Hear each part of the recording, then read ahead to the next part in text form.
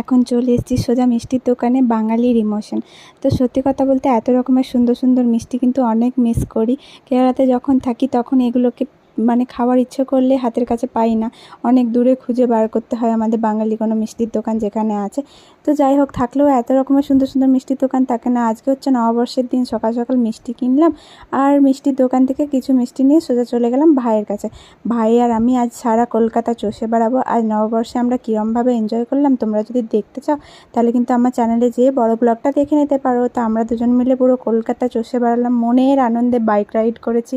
বলারই কথা নেই, বাইকে করে ঘোরার মজা কলকাতাতে ছাড়া আর কোথাও পাওয়া যাবে না, ঠিক আছে? আর কলকাতাতে অন্য কিছু করে যদি তুমি ট্রাভেল করতে চাও তাহলে তুমি এনজয়ই করতে পারবে না। তারপর চলে এসেছি সোজা খাওয়ার জন্য, রাতে ডিনার করতে একটা রেস্টুরেন্টে, আমি, ভাই আর মামুনি।